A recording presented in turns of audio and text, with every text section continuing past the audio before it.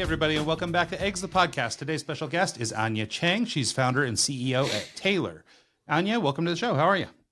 Great. Hello. This is Anya from Taylor here in Silicon Valley. Before starting a company, I have 15 years in big tech companies before, helped Meta to launch Facebook shopping, helped McDonald's launch the food delivery business when Uber Eats just started, and helped Target to build a tech office here in Silicon Valley. And now I'm running an AI company called Taylor. We use AI to pick clothes for busy men and help to save the environment, and excited to share more. Can you maybe break down your experience with Facebook and Meta and those larger companies? That's a pretty big claim to work with those companies. I'm sure you have a really interesting story behind that. How'd you get started with them, and what brought you to Silicon Valley? Yeah, it's actually an interesting story. I was in Chicago before, studied there for Northwestern University, getting my master's degree in marketing, and then got my MBA from University of Chicago. I worked there for 8 years and was at work for Sears. And at that time, I was very into working in Silicon Valley because I led tech teams. So working in the Bay Area is like a lot of people's dream. So I applied for and Target reached out to me and they say, hey, we got a job in Minnesota. This is a job that kind of one level up from your job because you will lead a global team versus you are individual contributors before. So, but this job is in Minnesota and you will be able to work with one of the best retailers. So I say yes. And I researched on the housings in Minnesota. I found those heated garage, it's really cold over there. And I keep telling them that, but my dream is to work in Silicon Valley. So one day, if you have this opportunity, you let me know. And just right before I start a job, they say, hey, Anya, you're supposed to start next week, but your boss's position was open. And now we found the guy. And the guy actually lived in Silicon Valley, and the guy didn't want to move to the Minnesota. So now you can actually work with him and live in Silicon Valley. Would you like to move there? And that's how I end up got this opportunity and moved to Silicon Valley. That's great. So, not to point out the obvious, but you have an accent. Are you born and raised in America, or did you come from a foreign country to America to start business? Yeah, I'm originally from Taiwan, have been in the US for 18 years. Came here without knowing anyone and went to Northwestern University to get my master's degree. And 10 years ago, since the Target job, I moved to Silicon Valley. And Meta, you mentioned earlier, I helped to build the Facebook, Instagram shoppings. So if people buy something there on Facebook, on Instagram, the feature was led by my team before. Okay. That's interesting. Yeah, that's really cool. So, like, as a young person growing up in Taiwan, what is the business culture like? Like, was it, a lot of people come to America because we're very entrepreneurial. It's sort of the attitude of the American people. But what is it like growing up in Taiwan? I mean, I think it's very similar, at least in terms of business. We've had other people from the area, from Taiwan and Hong Kong, who've come and talked to us about things. But can you what was it like growing up and making the decision to leave your family and come to the United States to study? Yeah, so I was more of a troublemaker like, over there. I was a kid in the class that I would constantly raise my hand and ask questions, which wasn't encouraged in Taiwan, at least 20 years ago when I was a kid. So I was usually the troublemaker, but luckily Taiwan was also very like score oriented. Like when I was a kid, as long as you are like number one in the class in terms of scoring, then you at least won't be too much of a trouble. So I was more of the in between. I keep raising my hand, asking questions, and the teachers or professor were trying to shut me up. While on the other hand, I will always constantly score perfect, like in the class. I was in high school. Surprised or not, but at that time in Taiwan was more conservative. Most of people are not allowed to create clubs. There's a set of the clubs that everyone's supposed to pick one and participate. And so I went to the principal's office. I told them I have this idea. I want to launch a new club. They said it's not allowed. But if you don't believe, you can go check with school handbooks. So I went to the library. I found a handbook, which probably no one ever read it. And I found that there is a chapter say you can actually start a club as long as you start a petitions.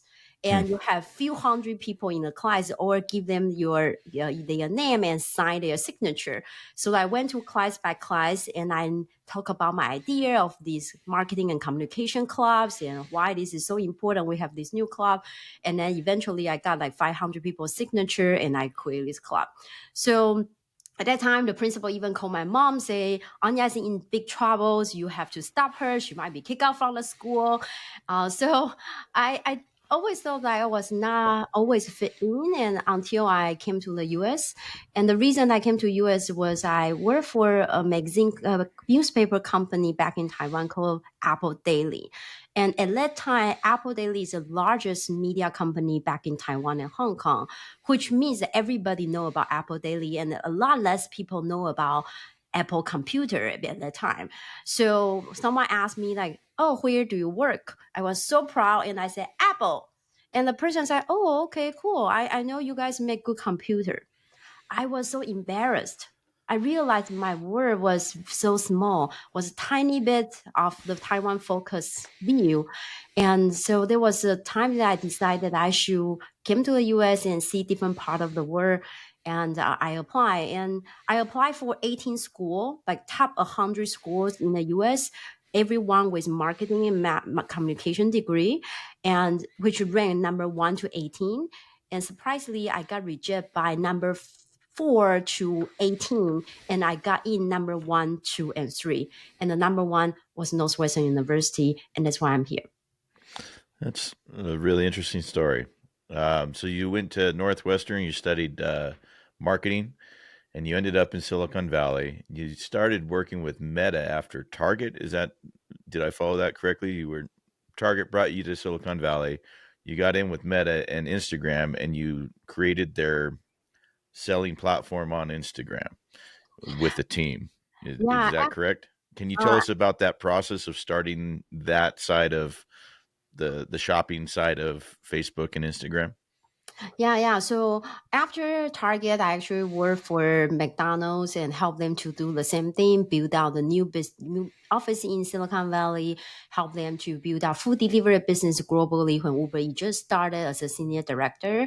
And then I joined eBay. At that time, eBay was looking for someone with Latin America and Africa, Asia experience, which is weird because I am a Taiwanese, but I led Latin America and Africa in eBay because at McDonald's, I had those experience as a global product person. So, when Facebook came to me, Facebook said they were looking for someone who also have the Africa experience, because at that time it was a connectivity team. They were looking for someone to help them to build up the internet to countries don't have internet in Africa, and they are looking for someone with Africa experience. So very weird as Taiwanese Americans in the US, and now I joined Facebook and help them on connectivity. And then very soon, not too long, within a year, they realized they really want to do the shopping stuff as Amazon continue grow. So they are looking for someone internally who have shopping experience, and they see my backgrounds in the eBays and Target, Sears, etc. So then they move me to the team. Starting on the Facebook shoppings, it was something that they really think that for social media, at that time, people really hated on the data thing. People feel like Facebook got so much of our data, and internally they feel like, hey, it's Google also has similar amount of data, but people complain a lot less to Google. And I believe one of the reasons was because it's very transactional. When you need Google Map, then you don't mind giving your locations. You need Gmail, you don't mind telling them a little bit more about stuff. But social, people feel a lot more conscious. And also at that time, naturally, people are doing a lot of buying and selling in Facebook groups, right? So they feel like this is a natural transition from a company become a lot more on the shopping focus. And then that's why they were looking for someone to help on doing the company transition for the future. Yeah, no, that's, I mean, it's really exciting too. And if you think about the time or the era that you were doing this, I mean, this is obviously early in online shopping. You know, I think a lot of us are taking for granted, what's available in, Instagram or Facebook Marketplace and these different places where you can buy and sell online now. But there was a time when none of that existed. So it's really exciting that you were, working with those people. And I guess maybe it was your expertise that you picked up along the way, and obviously your expertise in retail. But how did you, from being a marketing and communications major, I mean, this is obviously, very technical work, and I'm sure you weren't doing the programming yourself or whatever, but but you're running technical teams and you're teaching people how to implement, strategies across the technical implementation. So how did you sort of bridge the gap as a marketer to somebody working with technical teams to make sure that you could accomplish the goals you were trying to reach? Yeah, that's a great question. That's also kind of what sparked me to start this company. But as a career growth, just like not every CEO does everything in the companies, right? So I was a marketer, and then I became more focused on data scientist side of house because realized what kind of advertising works best. The one with data. So personalized advertising works best. So then I became a data scientist and building out my expertise in the personalization space. And then the product team, the website side say, yay, you get all of the ad personalized. Can you help our website and app all personalized as well? So then I joined the product team, became product managers. And then when I joined Target, I became product manager's boss, become head of product, and start leading engineer and designers. And then continue my career as a head of product. I start leading more software engineers, data engineers, AI engineers, and lead the entire profit and loss of e-commerce departments.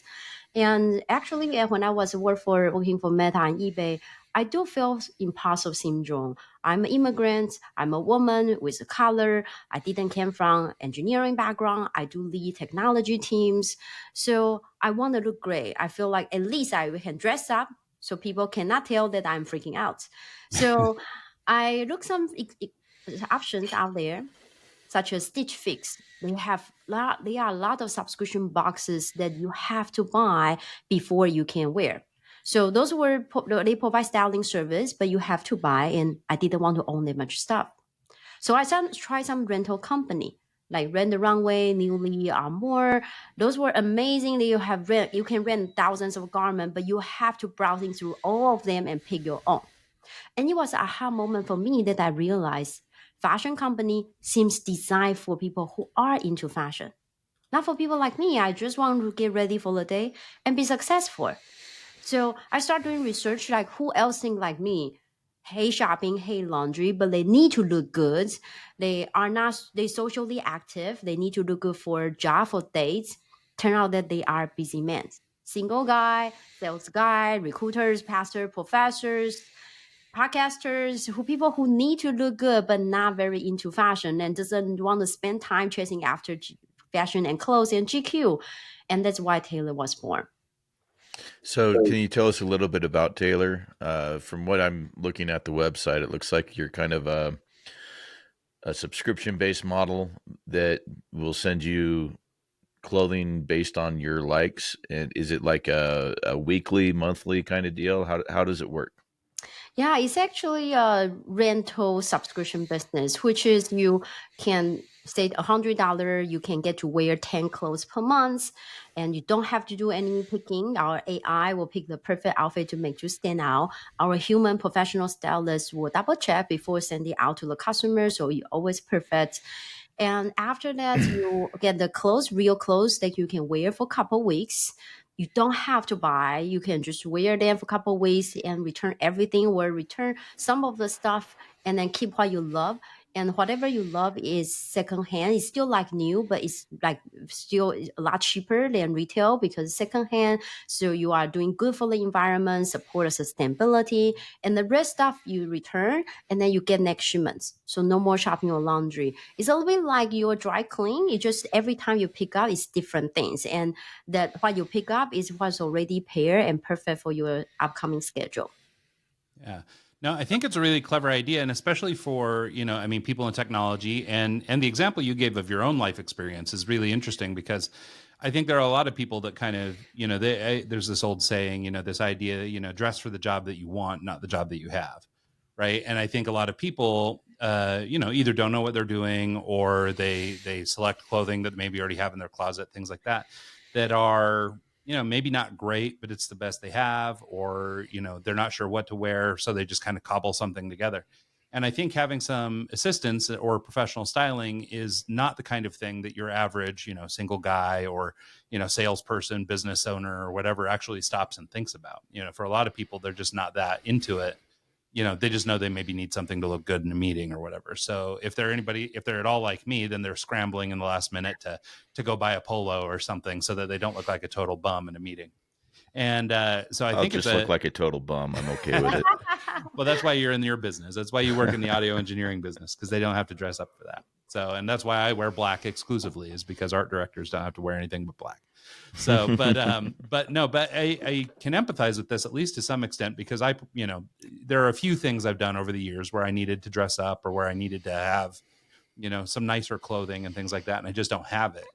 And, to have something like this, I don't really know how to dress myself in a nice way. And so a service like this, is really appealing to me, even though I maybe don't need it all the time. When I do need it, something like this would be amazing. Yeah, so a lot of our customers, they actually only wear the same thing again and again in the last 10 years. They have only 5 brands in their closet: Uniqlo, Facebook, the Uniqlo, Banana Republics, and few like Nike and Lululemons.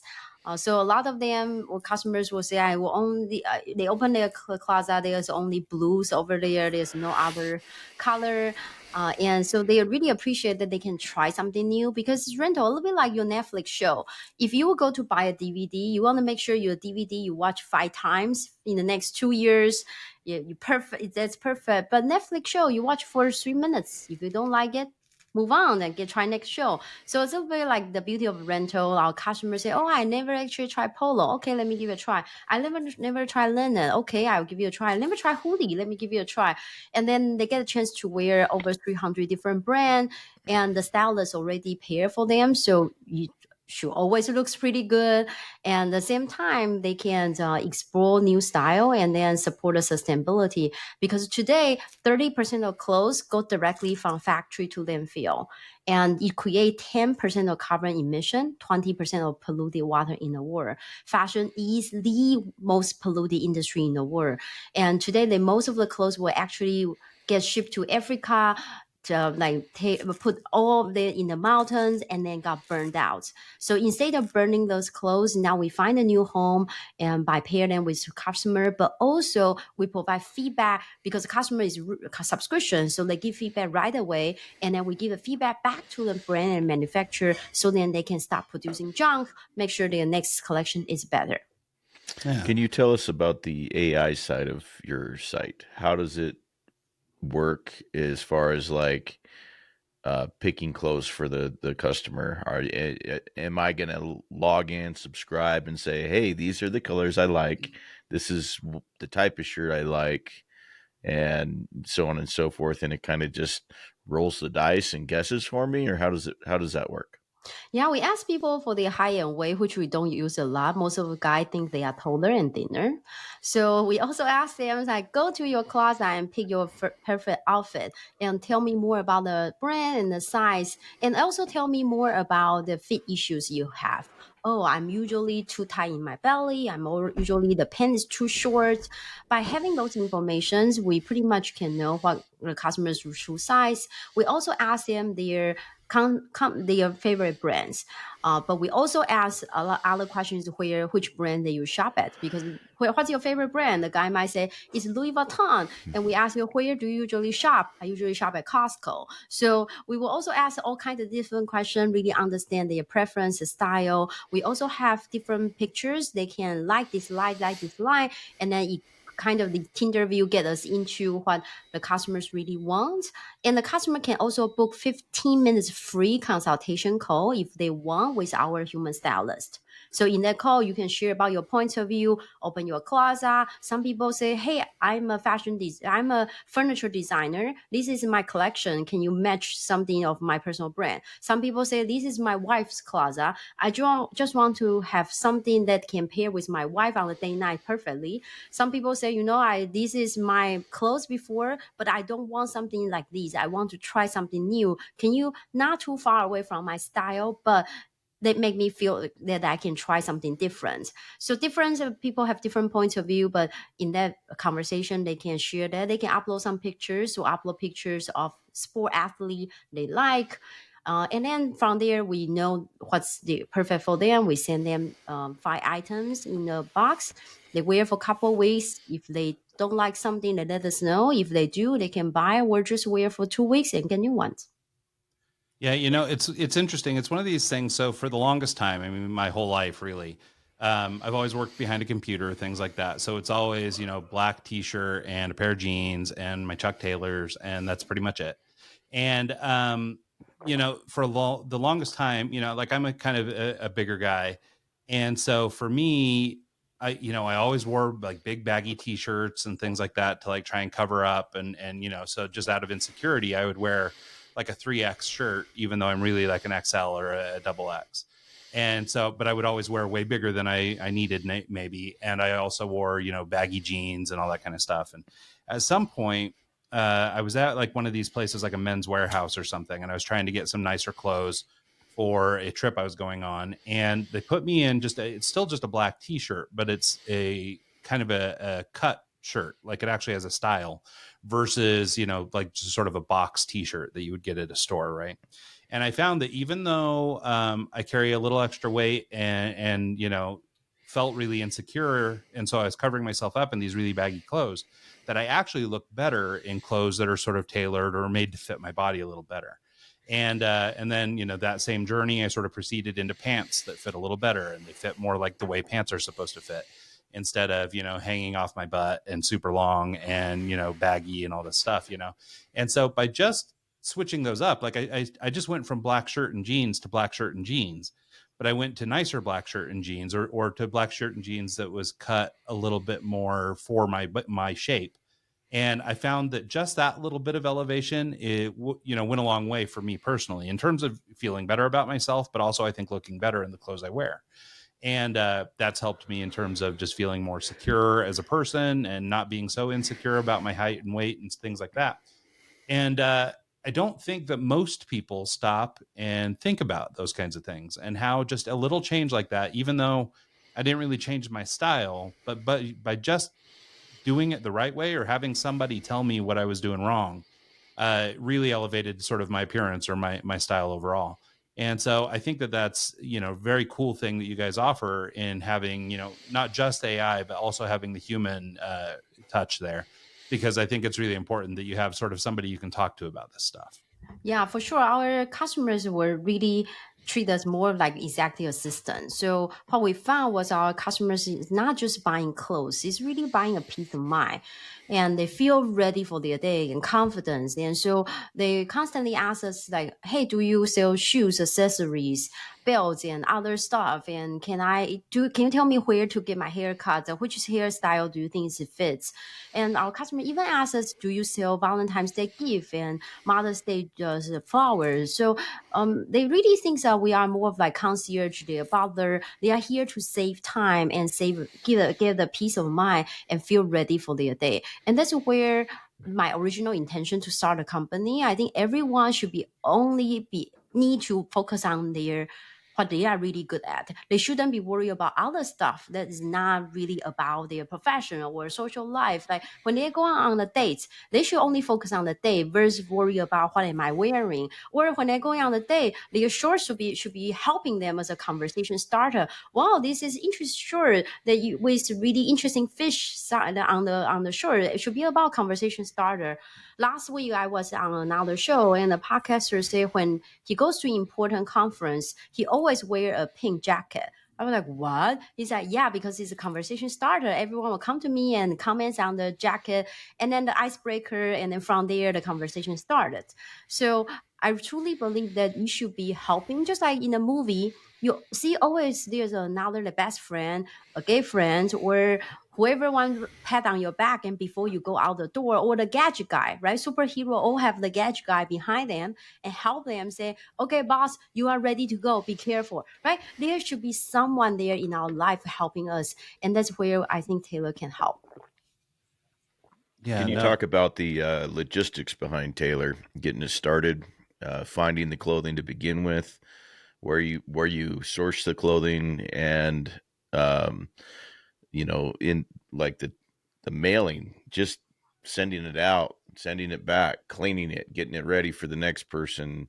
That's a whole lot of work. Can you maybe just talk about the logistics behind the scene?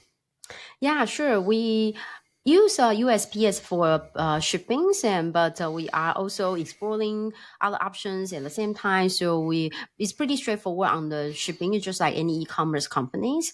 Our business is three part. We do have the typical e-commerce part, but we also have styling side of the house. And because the e-commerce part is the same as the sourcing inventory, etc. The key difference is that we do revenue share. We don't own all of the clothes. Why? Because different from the consignment deal, which brands usually afraid that if I put in a store and wait for 6 months and no one ever buy the stuff, you return to me, that's a big problem. But they are not afraid when it comes to Taylor because we are rental. So as soon as the clothes arrive in our warehouse, we start renting and we start making money and we start doing revenue share. So it's almost the book in the library. The book is not going to sit there and someone is going to rent them. And then in our model, even better because we pick the clothes. So it's guarantee 100% utilization rate. And also because we are membership program, so we know members before we source the inventory. Right. So we already know this is Mike, and Mike's means need this because he's a voice engineer. So then we actually find the brand and size that's perfectly for Mike. And of course, you share with other people. So we work with brands, 300 brands, most of them in the US, but we also source amazing brand from all over the world. The may not be very well known in the US yet. For example, the best Italian brand, the best Japanese brand, the best Taiwan brands, and they may not be available in the US yet. So then people can wear those brands and without traveling around, but they are also high quality and already done very good jobs in different part of the world. And then besides the e-commerce side of sourcing, we also have AI styling, which is using the technology and then getting feedback from the customers. We work with over 300 brands, so they know the future trends. And typical AI only know the past, doesn't know the future, right? But now with working with a brand who are designing the trend 2 years down the road, we know those future information. We also is a rental, so we know the true quality of a garment. These are all unique data that no one else has fit into our AI. And then last part is the laundry. So right now we're doing laundry in-house, but over time we might outsource to other laundry company. Okay. I wondered too if we could maybe talk, and maybe it comes before this step actually, but I appreciate you breaking down the business that way. So, I mean, you came from Target, you came from eBay, you came from Meta. I mean, obviously you have some experience in retail, but to pivot into apparel, where you're actually sourcing garments and doing all these sorts of things. I mean, that it sounds like the kind of work you would expect from somebody who's already working in fashion, for example. Like maybe you already, work for a fashion brand. So how did you get into, in the early days of Taylor and you decided, hey, I want to do this business? How did you start finding companies to work with in the first place? How did you know how to price apparel? All these kinds of things, because there's so much about just fashion to know. I just got back from Los Angeles. I stay with a friend of mine when I'm out there who works for one of these big fashion brands, a big denim company. And so I'm listening to him talk, and like his depth of knowledge on fashion and clothing is very, very deep. And so it's like there's clearly a lot to learn there, right? So I mean, even though you already had a handle on the tech play, how did you start to wrap your head around just sort of the actual business of fashion? Yeah, sure. So I do have a co-founder. Her name is Phoebe. We met at University of Chicago more than 10 years ago. So she has big passion for fashion. We also hire people from Stitch Fix, Victoria's Secrets, Pumas, and Gaps, etc. However, how do I get our first supplier? So 2 years ago, I went to tech. We were just have an idea at the time. So I went to TechCrunch and I was thinking that, hey, it would be great to get on news. So then people will reach out to us. So then I wasn't able to get into the newsroom. So I wait outside. And as soon as a reporter came out of the newsrooms, then I say, hey, hello, this is Anya. We just have this new idea for startup and this is what we want to do. Would you be interested in the story? And a reporter who worked for WWD, which is a trade publication in the fashion industry. So we had a conversation. After that, we follow up. I follow up again. And she said, please stop emailing me. I'm not interested in the story. A month after, she emailed me back and she said, I'm still not interested in the story, but my colleague, he is interested in the story. You can talk to him. So I talked to him. It was an amazing conversation. Everything was perfect. A month after, 2 months after, nothing happened. Follow again. He said, okay, the manager doesn't think like the story. It's not going to be published. So a few months after, we went on startup competitions. We won the West Coast Championship. We were ready to compete for the global final for $100,000 in Chicago. And the competition was hosted by University of Chicago. But at that time, besides I'm alumni there, but I also teach at Northwestern University. So I thought that's an interesting story. Northwestern faculty might win the University of Chicago champions. So obviously no one cared about this news, but the schools thing. So then I reached out to the Northwestern University schools campus, like the newspaper, and I say, hey, this could be an interesting story. And the school newspaper say, okay, yeah, sounds like an interesting story. Then publish a story. After that, local ABC News actually pick up the story and we were on ABC. So I took these ABC News clips and I sent to the WWD, the trade publication. I say, hey, ABC News just came out. Do you want to use this to convince your boss? This is a great story, which you already have the article ready to go. And then next day, the article came out. And from there was a brand in Canada. They saw the news.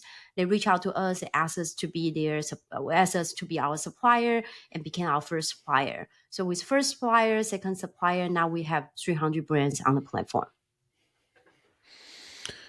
Yeah, that's an incredible story. It's interesting to hear the backstory of how things come about, how that story and that article kind of opened doors for you. It's always the small things you don't think make a difference that actually do. Yeah, and I just kind of wanted to point out a couple things too that I took from that. You know, first of all, is the perseverance, right? I think that's a character trait that's common in entrepreneurs, that kind of willing to keep fighting and keep fighting and keep fighting. But the fact that you had this idea and you believed so much in it that you fought and fought and fought until you were able to finally get an article published and get the attention of the people you were trying to reach is huge.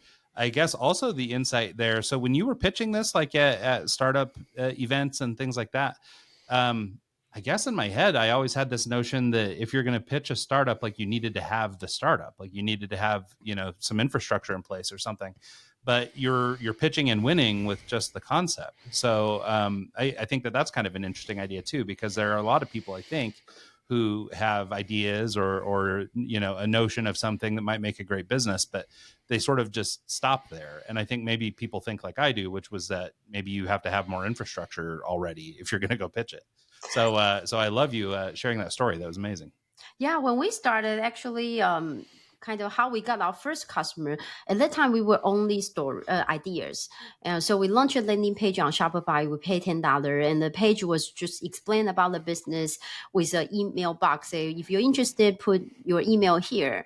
And it was right before Thanksgiving, and there was a guy called Michael. He emailed me. He said, "Hey, I have been on the wait list for a couple of weeks. Can you please bump me up?" I ignored it because I thought it was a scam. Like we would just have idea who were really so eager to get on our service. A month after, right before Christmas, someone called me. Hi, I'm Michael. I'm a real estate agent in San Diego. I really like the brochure. I've been on the wait list for a month and a half. Can you please bump me up? I'm sure you guys are really popular. What? I realized it was a real person.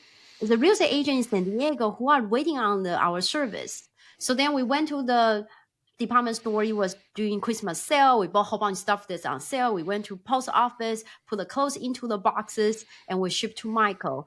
And Michael became our first customer. And from there, we get on the wait list, have over 100 people. We style these 100 people manually. We start learning on what they need. Oh, we need a real website. We need clothing. I think one day we probably need AI because otherwise it's too hard to style everybody. And we start putting together a business plan based on the learning of testing these 100 people. And then we start fundraising, and we reach out to another founder. In the conversation, I forgot that I was trying to ask him for a referral for the investor. The founder was doing some AI camera in security space. So I was so interested in the business. I refer a whole bunch of customers to him, from like police officer of my work in Africa, like a bodyguard in Africa, etc. So a few weeks after, he circled back to me and said, "Hey, Anya, thank you so much for those amazing leads. By the way, why did you reach out to me? Were you trying to ask me for something? How can I help?" Yeah. I was trying to ask you for the investor connections. So he made an introduction to the investor. In half an hour conversation with the investor, we got $1 million. So sometimes opportunities there when you are not looking for. Yeah. No, I love that. I think that's a really great story. And I think it's a good reminder for people too. We've had a lot of people on the show to talk about fundraising and how to raise and when to raise and not to raise. How come you decided that venture was the way to go for you guys? We actually don't know. We were at that time our first time raising. We know we need investor. We have no clue what's the difference between the ventures, angels, and or the family office or angel clubs or what. So we didn't know. However, because in the Bay Area, Silicon Valley, most of the companies were VC back, and so we were really lucky to meet with Berlin Capital. They are founded by the early employee of Google and Facebook's, and also they invested over 10 unicorn. And so we started as a venture-backed company and continue grow 10 times year over year. And so we continue having a new VC, like Goodwater Capital now became our second VC for these rounds. So we didn't know until we started. I would say for people who haven't had decided yet, you should think about if you are will be 10x to 50x growth company in 5 to 7 years. If so, then VC back is the way to go because it was meant to be growing really fast. You own very little for the company, but the company is so big that even if you own little, it's still quite profitable and it's a good outcome.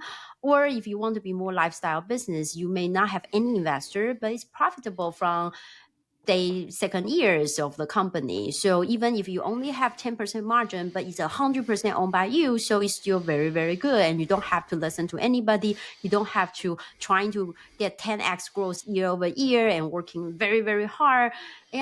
But you are okay with just smaller business while the total profitability might still be equal when you compare to VC-backed company because you own 100%. So I think you should ask yourself what kind of business you want, but also look at your own business. Is really a VC-backed business? Can it grow 50x in 5 to 7 years? And if you look at Google, they grow 18,000 times return in 5 to 7 years. So VC back is going to aim for really, really high return and in a very, very short period of time. So when you raised your venture capital, I think you said you raised $1 million.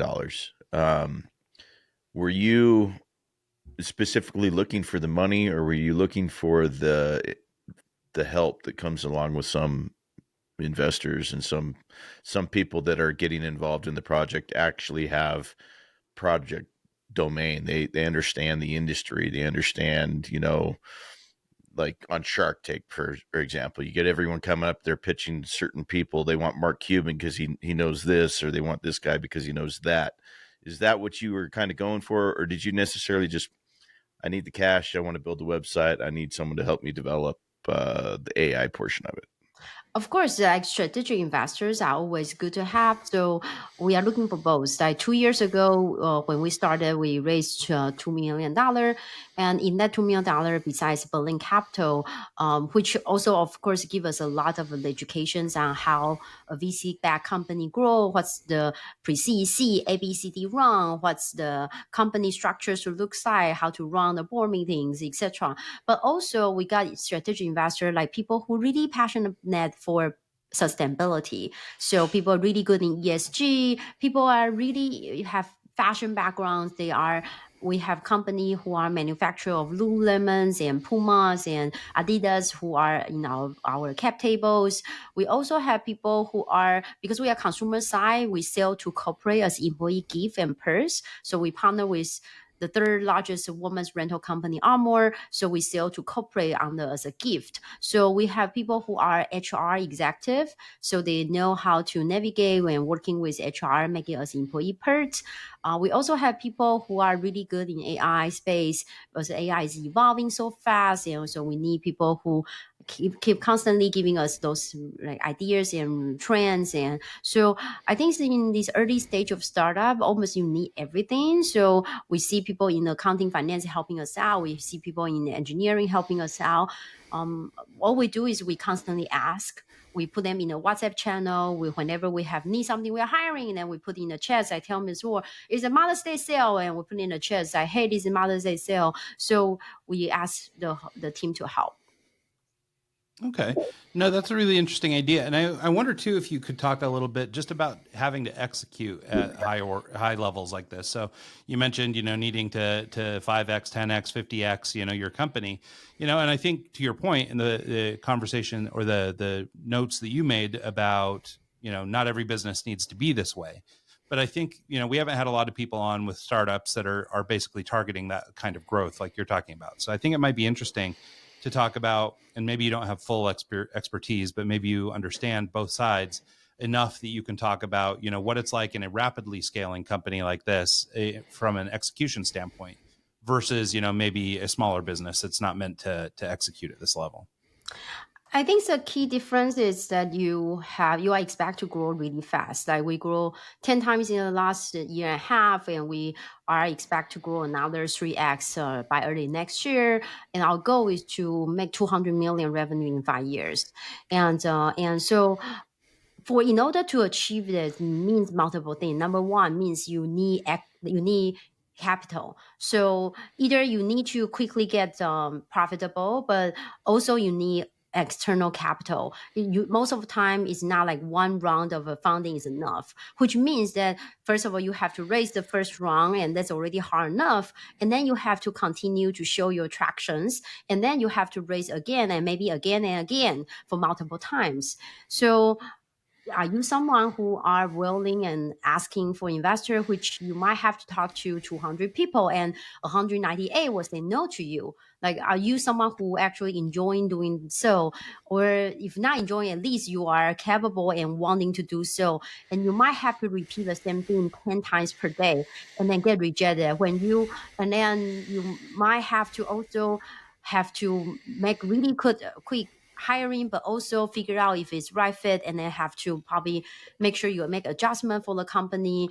You're constantly are trying to see how you can grow really fast, and versus organically, you need to have advertising in, but then at the same time, you want to optimizing really fast, and you need a lot of partner. We already have 300 brands. We're constantly looking for new partner. We are expanding into shoes, accessories.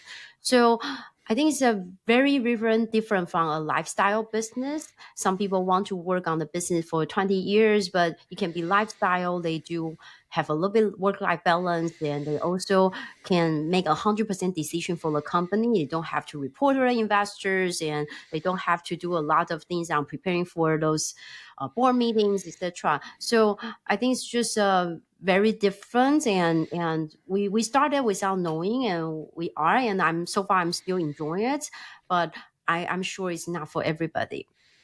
So what is your end goal with Taylor? Are you trying to just generate a business that you have the passive income coming later on down the line, or are you building it to sell? I think it's a little bit less about what I want. It's now a little bit more about what kind of company you should be after VC back. Because for VC back company, which we are also pretty open to, but for VC back company, the expectation is you exit within 5 to 7 years, and you get 10x to 50x return for them.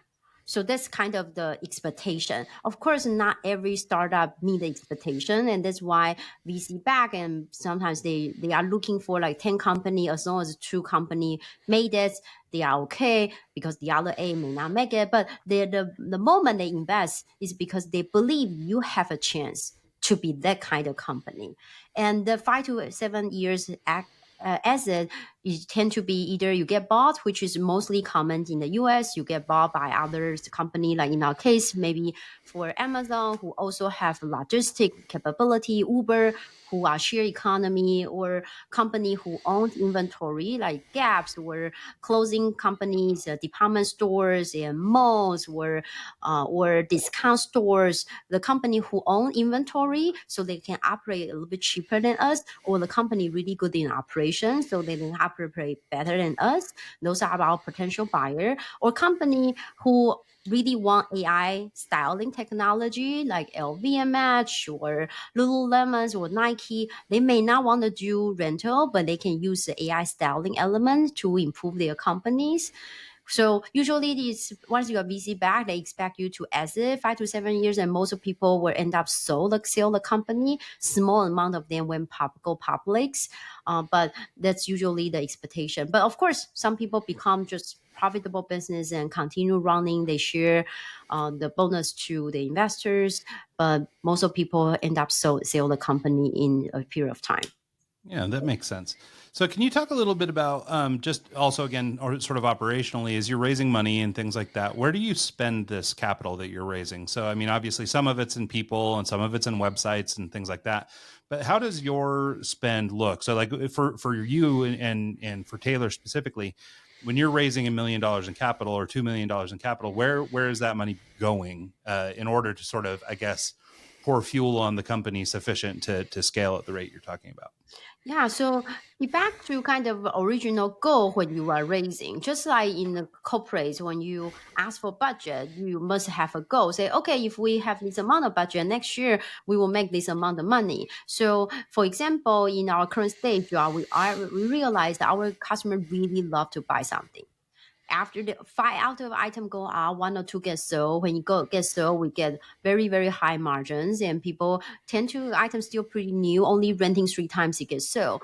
And number one feedback from the customer is that sell me more stuff. Shoes, accessories, belts, like one-stop shop. It's convenient. I don't want to go other places. And help me. You are my executive assistant. You shouldn't only ordering lunch. You should do a lot more things. So just like Taylor, you shouldn't only rent clothes to me. You should also help me to get ready for my shoes, accessory, other stuff. So number one, for where we are, for example, we are raising in order to adding more different categories, increase margin, increase the average revenue per customer per month. So that's one. Or in our case, we are also continue investing in AI. So AI is growing so fast. We continue needing more support to match the demand. We, besides doing AI styling, but we also using AI for a lot of other internal productivity and other stuff. But also AI styling itself, we now are mostly for stylists to use it, but we can also open up for customer to use it, or licensing the technology out to company like LVMH for them to able to use our technology as a licensing business model, as an additional revenue stream on the B2B side. Given that 300 brands are on our platform, and they all are looking for technology solution, and they are mostly fashion company who don't know technology very well. Oppositely, we are tech company here in Silicon Valley. Or lastly, for example, we are continue doing marketing and growth. We found that it has been great synergy with dating sites, matchmaking company. Single guy want to look great, but cutting those deals need person, need business development person. We also found corporate really want to buy this as an employee give and per. But again, going to sell those deals, you need person, salespeople, reach out, follow up, and then project management of the process, and getting the deal signed and onboarding client. So we are also hiring and fundraising in order to continue invest in the area. Nice. Yeah, I love that. So I guess as we're starting to get to the end here, I wanted to just, I guess, maybe talk about a couple maybe more personal things or things to do with you in particular. I mean, obviously, you seem like a person who's very driven, very interested in sort of creating opportunities on your own.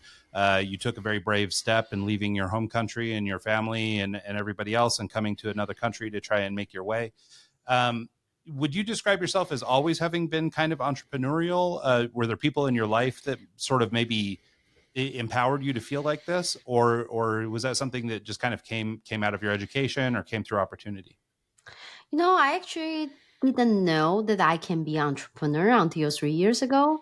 I grew up in a humble home. I have no one in my family relatively ever be an entrepreneur. So I always believe that entrepreneur are for people who are rich and have nothing to do, have time and have money. So, but somehow then in the last 15 years, I always found myself in a 0 to 1 department of big companies, launch Facebook, Instagram shopping, launch Facebook connectivity in Africa where people don't have internet, launch McDonald's food delivery when Uber Eats just started, launch a Target office in Silicon Valley. I just somehow naturally, I love those chaotic of 0 to 1 team. I like the ownerships. I like building something from scratch, and I like setting goals, and I just didn't know that I can be a founder.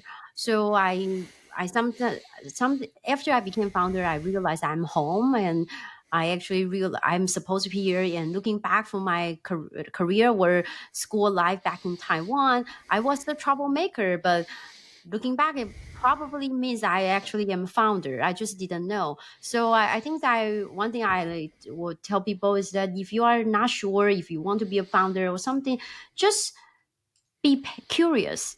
At least for my education back in Asia, people teach us about knowing about what and knowing about how. Those were most important. AI is important, is the what. How is figure out how AI works. But I think so for now I'm teaching at Northwestern University, and the school actually most of faculty teaches students about why. Figure out the why, asking the why. And the curiosity actually will bring something and spark the idea and turn out to be even more helpful later in the journey. So just open-minded and learn about why, meet with people who not from your comfort zone, not from the same group of the same people in your community today. And you might find out something that's very interesting, and the best idea are from those things when you are not looking for. Love it. Well, we're kind of at that time. Do you want to tell people where they can reach out if they're interested in your product or if they want to reach out to you directly? Yeah, so people can, if you want to try something to look great and without doing laundry, go to Taylor.Style. That's TAELOR.STYLE, Taylor.Style. Use the code podcast25, PODCAST 25. You get 25% off first month. And if you just want to connect with us, be our vendor and amazing brands or our partner to gym, fitness center, or schools, or dating sites, and you can reach out to me at Anya, that's ANYA, at Taylor.AI, TAELOR.AI. And check out our website, and I would look forward to working with you. Perfect. Awesome. Well, thank you so much, Anya. This has been awesome. Thanks for taking the time to visit with us. Yeah, wonderful. This is Anya Cheng from Taylor.Style. Awesome. And thanks so much to everybody who tunes into the podcast this week and every week. And we'll see you guys next time.